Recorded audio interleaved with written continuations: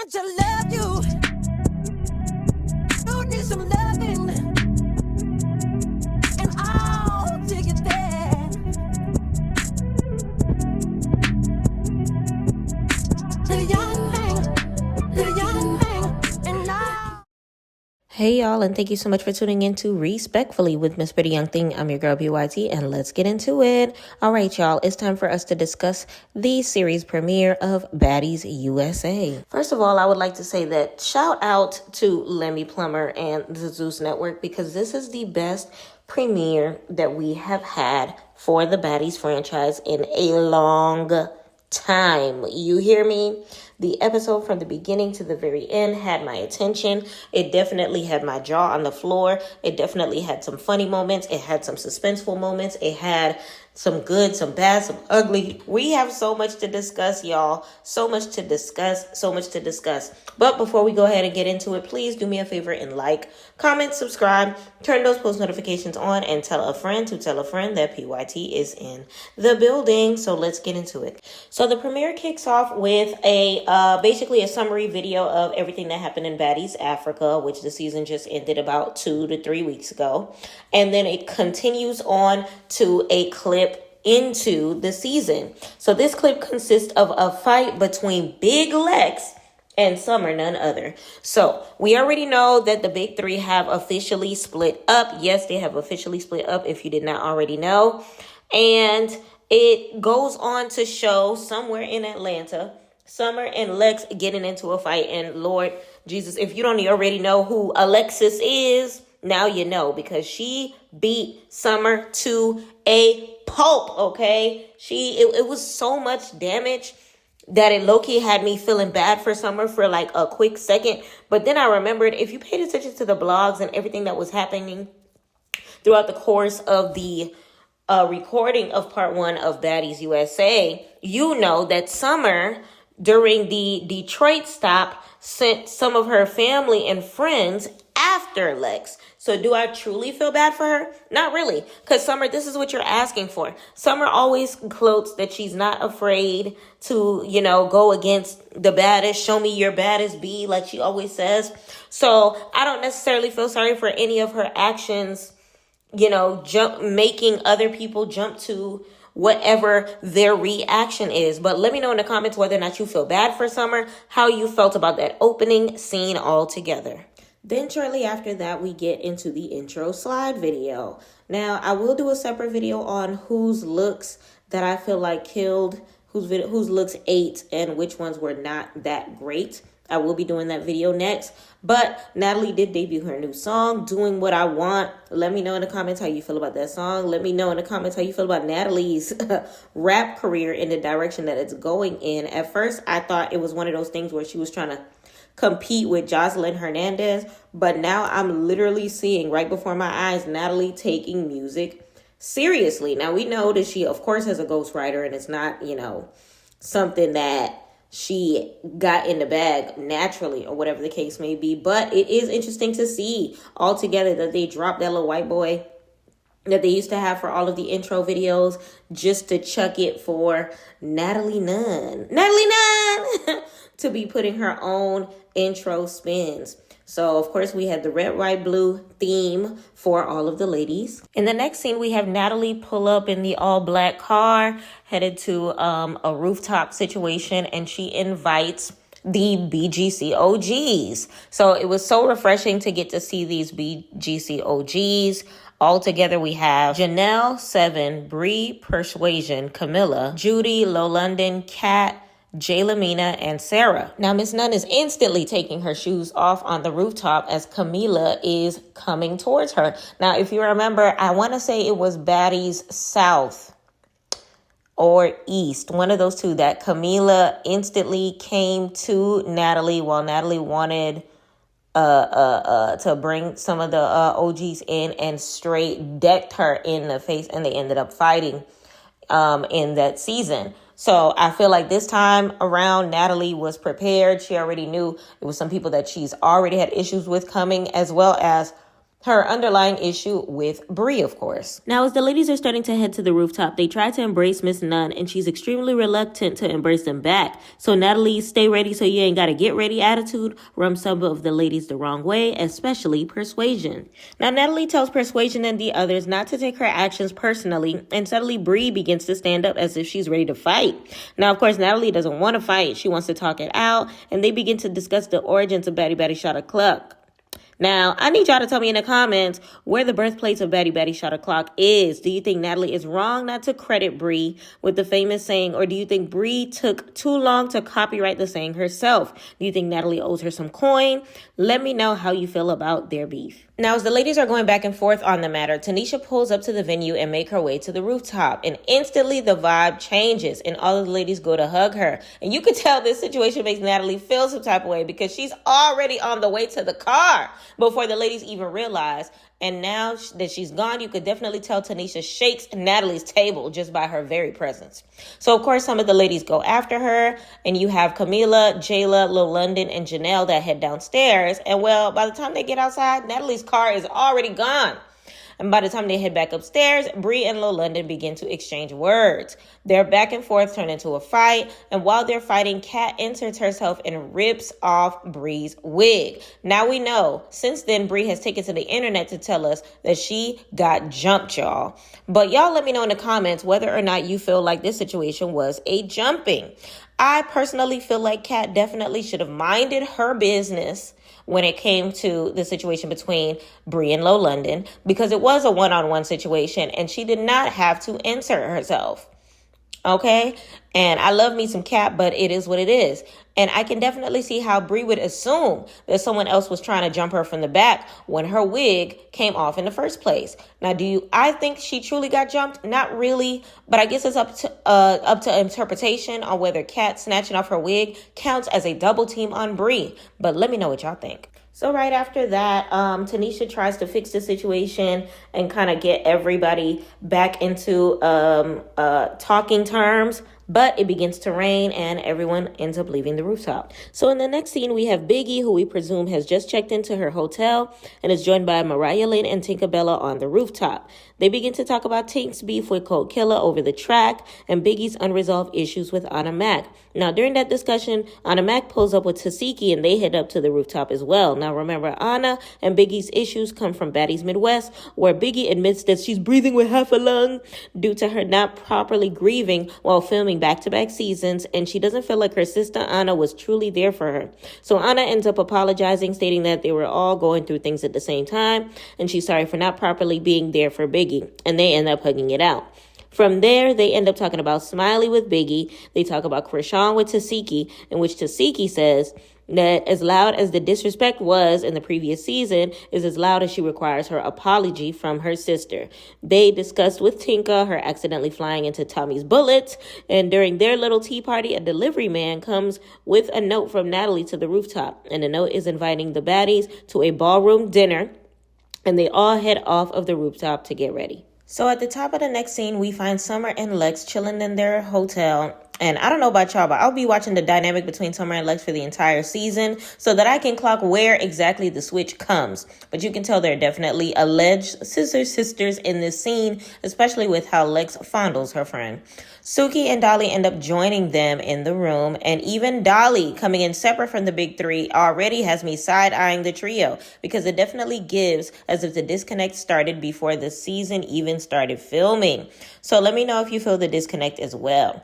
So from there, Dolly asks Summer if she feels some type of way about the sisters being part of the Baddies USA cast, and Summer basically replies saying that she's here for all the smoke, she's not ducking any fades, and it reminds us that the beef started because Tasiki turned her nose up on Summer's actions with children on a camera with her on a live, and then she ends up taking to social media saying that what Tasiki does with kids is way worse than what she did. And while Summer is defending her actions, Suki tells her that she is dead wrong and needs to mind her business. I agree with Suki because Summer is definitely biting off more than she can chew by creating issues with her and the Manon sisters. Now, from there, they ask Dolly if she still has an issue with Tasiki, and she says that she doesn't have one. And Suki gets an invisible text message from no one in regards to Natalie's invitation to them for the dinner. And the fact that you could see that Suki's phone didn't have any sort of text message on the screen is why I said the way I said, how I said it. But from there, the ladies leave to go get ready. So the next scene starts with Scotty and Rolly in their hotel lobby and later joined by Sapphire, Krishan, Tommy, and DJ Sky High. So Sapphire asked Krishan how she feels about being on the same season as her sister. She basically said she doesn't feel any type of way. And Tommy said she wants to stay out of trouble this season because of the legal battles that she's going through in her personal life. Now from there, Scotty ends up saying that she's a surprise for the ladies. And the moment we've all been waiting for finally happens. She tells them that she is pregnant. So first of all, congratulations to Scotty and the new bundle of joy. We also have seen on the gram that her and Lemmy have had the gender reveal, and it is going to be a beautiful baby girl. Now, I'm one of the people that said that she didn't look like she was with child from when I seen her at the Baddies USA ATL stop. But I will be able to admit that I am extremely happy for Scotty and her new coming bundle of joy. But then on the other hand, I wish that, she wanted more for herself a little bit than a planned baby outside of wedlock with a man that allegedly does not treat her the best emotionally and physically. Allegedly, of course. But of course, it ain't my relationship. But let me know in the comments if you have an opinion on the matter. Now, Scotty goes on to say that the baby's due date is 4/15 and Lemmy's birthday is 4/10. And in that statement instantly had me doing math, y'all. So that would mean that the baby was conceived around July. And if we recall correctly, they had to have been already in Africa at that time, which means while Scotty was telling Lex, punch me in my shit, Lemmy was fertilizing eggs all up and through there. Child, you do what you want with that information. Now, in the next scene, we have Tavy, Fauna, Cold Killer, Smiley, Nunu, and Gretch. They all head to the ballroom for Natalie Lee's presidential dinner. And immediately, Fauna starts putting her fighting gear on. This girl came equipped with a swimming cap, an extra wig, a hat to throw on to get ready for her fight. From there, Tink and Mariah Lynn walk in, and immediately Tink requests for Cold Killer to stand up.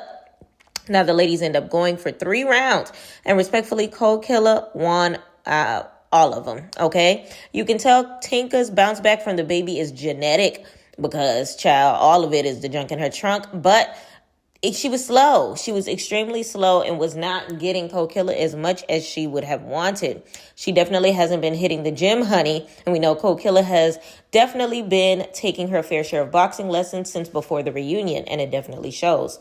Now, as far as their beef, it was the wonderful Hazel E that told us during Love and Hip Hop Hollywood, with her beef with Masika Kalisha, that anyone can lay a verse on a track in the studio, and that's exactly what Tinkerbella did, not knowing that Cold Killer had already done her version of the producer's track with over 1 million plays on YouTube. But of course, like always, the artists are beefing instead of regarding the producer or the sound engineer. Now, the producer that they got on the track from has passed away in this case. But I still feel like the ladies should see past the musical side of their beef and settle with just the disrespectful blows that they have been throwing at each other on social media ever since this past season. But let me know how you feel about their situation. Now, DJ Sky High and Krishan end up coming there before the fourth round of their fight, which I thought neither of them won because security broke it up rather quickly. But Krishan is confused as to why everybody's wigs are off and ain't no food on the table. But there, the big 3 pull up to the venue. And Mariah hears Summer's loud outs from outside. Big 3, stupid. And wait for her at the door. Now, if you remember from Baddies Midwest audition, Summer snuck Mariah from the door after being rejected from getting a ticket inside, which caused her to get a new ticket from Natalie. So Mariah waits for the big 3 to come in and catches Summer off guard the same way she did her at the audition. From there, the big 3 walk in. The best 3 walk in, actually. Anna, Tasiki, and Biggie. And from the gate, Gretch wants to fight Anna, saying that she talks a lot of smack on the internet and Anna is confused. Now, Anna, I love you, sis, but you can't tell me every time somebody has beef with you over what you said on the internet, you confused as to why.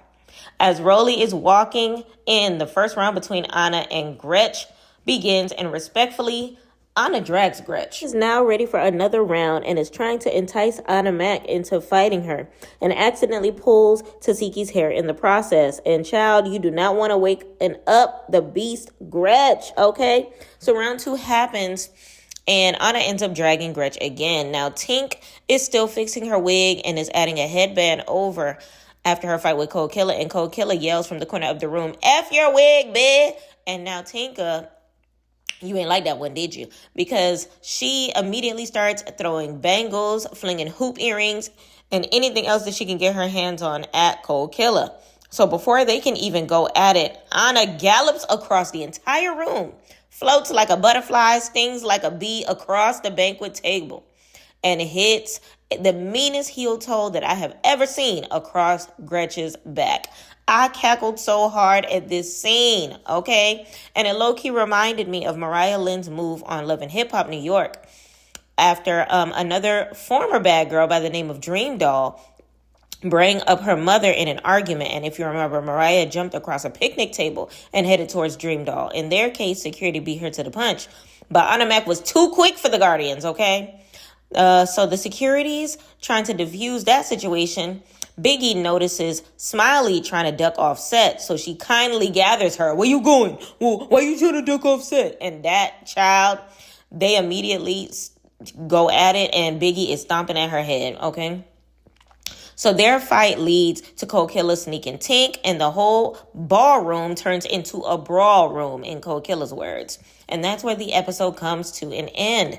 Before giving us a preview of this Sunday, we will be looking forward to another round of Lex versus Tavy, Siki smacking Summer, Summer smacking her back, which leads to their fight, okay? According to Summer, they ended up going for multiple rounds, but we will see.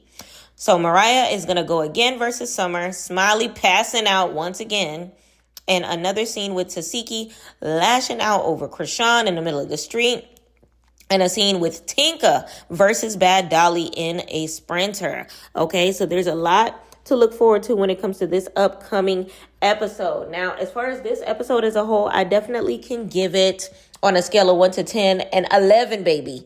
Because it was definitely everything that we needed to see when it came to Baddies. It was such a breath of fresh air to be able to see some of the OG bad girls, to see Tanisha, to see Natalie foaming at the mouth over the love that all of the ladies have for Tanisha. And it was just, honestly, it was a great dynamic from the very beginning. The fashions were fashioning, whether or not they were from Walmart or not, okay? Blonde is definitely all the rage on this season because so many platinum blonde wigs. I done lost count of how many ladies had platinum blonde. The confessional looks are definitely confessional looking, as well as the fashions for the regular show area. Now, I will be, like I said before, doing a separate video talking about the fashions, breaking down some of the looks from who I like the most and who I like the least when it comes to the confessional looks, when it comes to the in-person looks, etc. So please be on the lookout for that.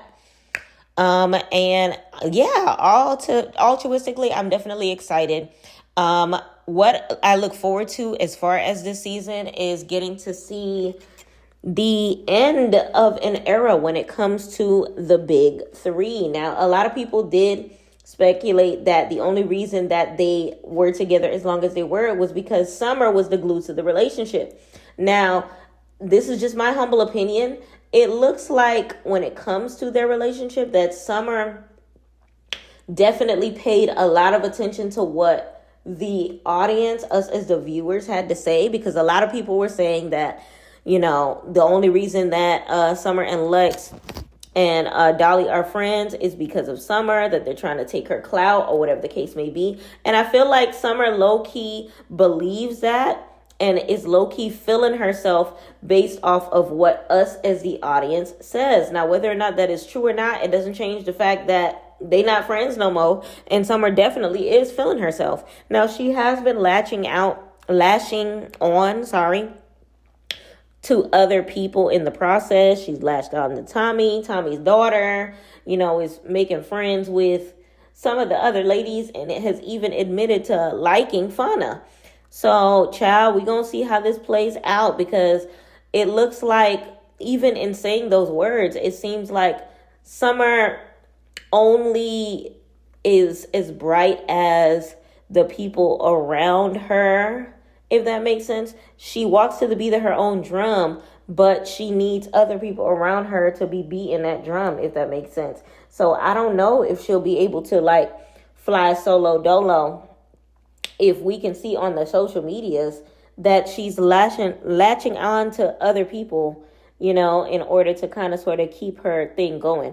Because from jump, the only storyline that Summer really had from us getting to know her as a person was the Mariah Lynn situation. Mariah Lynn basically handed her a storyline when it came to the auditions or whatever the case may be. So, child, we'll see how that goes. Now, as far as her and Lex getting into it, from the little preview that we got at the beginning of the episode, child, I cannot wait to see how that one kind of sort of goes on our TV screens, because it's one of those things where we are hearing the rumors of, the kitty licking and the kitty clicking between the two ladies in my Tammy Roman voice.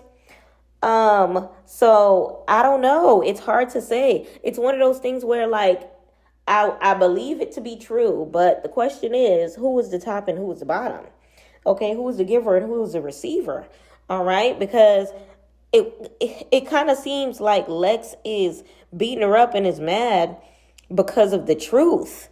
And the truth of the matter being that they did have relations. She did have relations with this woman in that Bill Clinton voice. So it's one of those things where, child, we just gonna have to wait and see how that situation plays out and what truth ends up coming out of this situation, because it can easily be that Lex did not want this situation to come out because of the fact that she is in a relationship.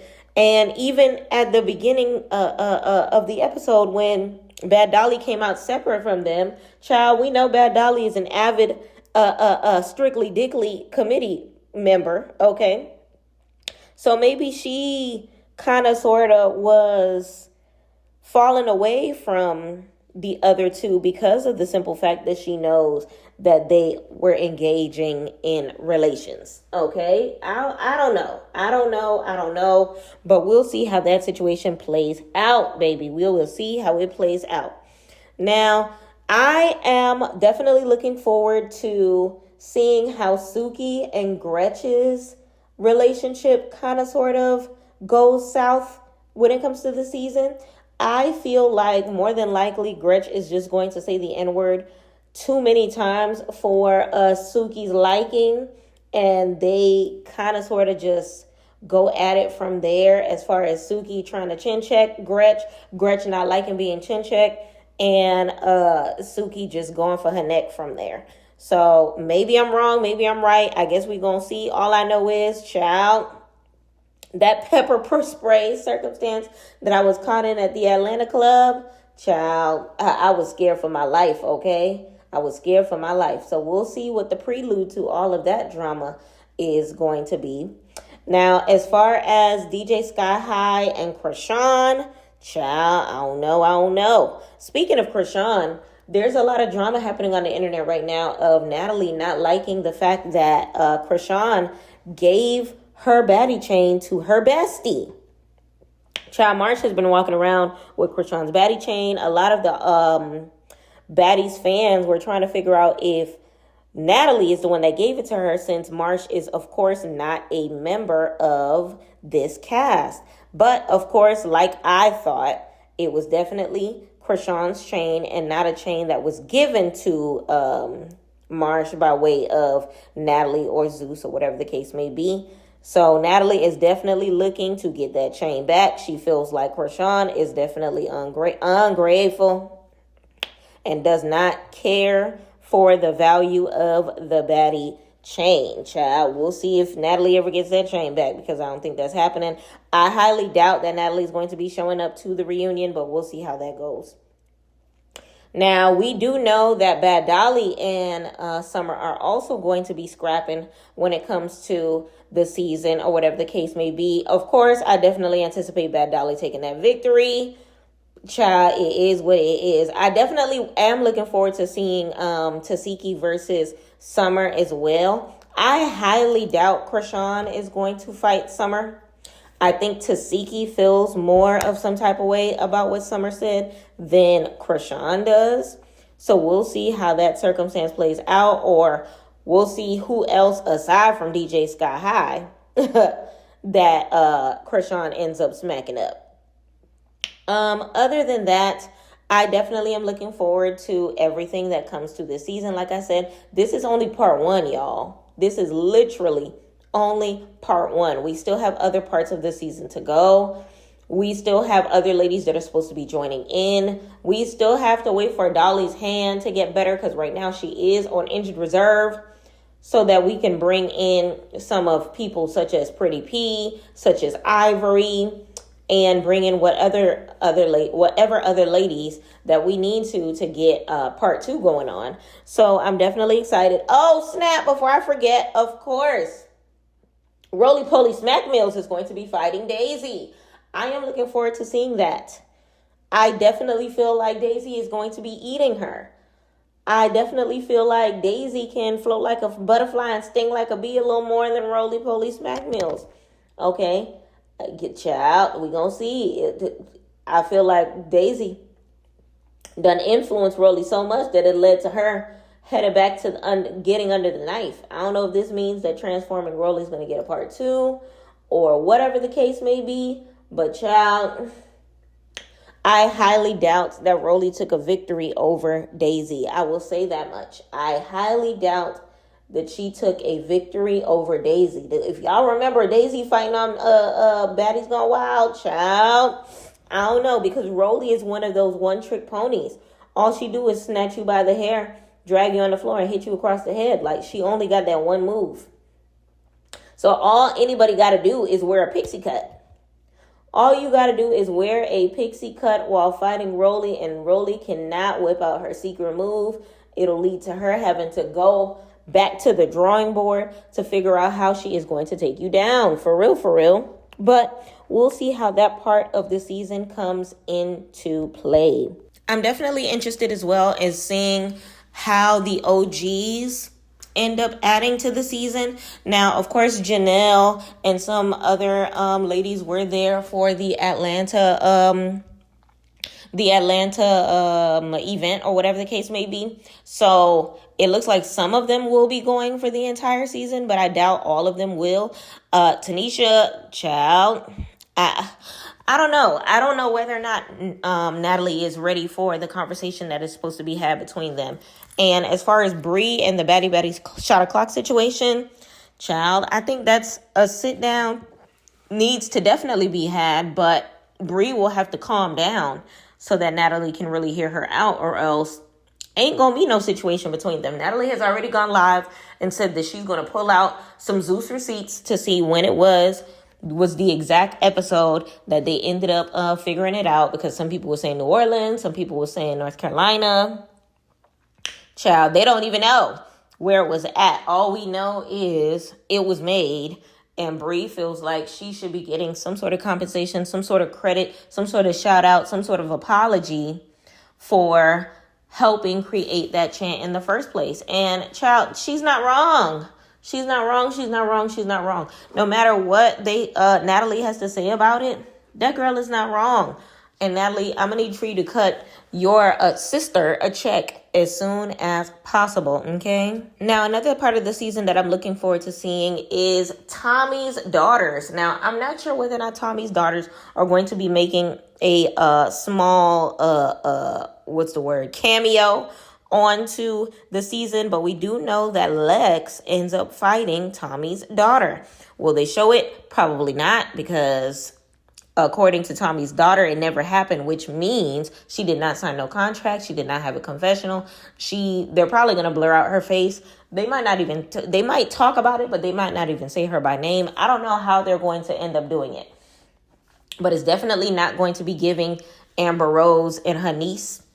It's not going to be one of those situations. It's just going to be probably some sort of off-camera situation or a blurred face situation. I don't know. I guess we just going to have to wait and see. I'm definitely skeptical on whether or not I'll enjoy seeing Tasiki and Krishan on my TV screen. It's already kind of cringe to me that we are too deep into their family drama But hopefully some sort of resolution happens between the two ladies and some sort of something. We already know that Krishan ends up leaving early during the season. And but before then, hopefully some sort of resolution comes. Who knows whether or not Marsh is going to be showing her face on camera or not. I don't know. We just gonna have to really wait and see when it comes to those circumstances. I'm looking forward to seeing Sapphire be a better friend by her fellow coochie girl, and we gonna see how that part plays along. I'm wondering whether or not Scotty and Lemmy are going to have any scenes together. I think that would be very interesting to see, especially since this is Lemmy's first child. But let me know in the comments what you are looking forward to seeing. What friendships are you looking forward to seeing, on the big screen? What fights you're looking forward to seeing on the big screen? What dialogue you're looking forward to? Whether or not it's any family drama, whether or not it's the sisters, whether or not it's the BGC ladies, let me know. But that's the end of this video, y'all. Please like, comment, subscribe, turn those post notifications on, tell a friend that PYT is in the building, and be sure to look out for my upcoming videos when it comes to the fashion of the queens of the show, okay? Thank you so much for tuning in tonight, and please enjoy your holidays, y'all. Happy Thanksgiving, happy Black Friday, happy weekend, and all that good stuff. Until next time, thank y'all so much for watching PYT TV. Respectfully.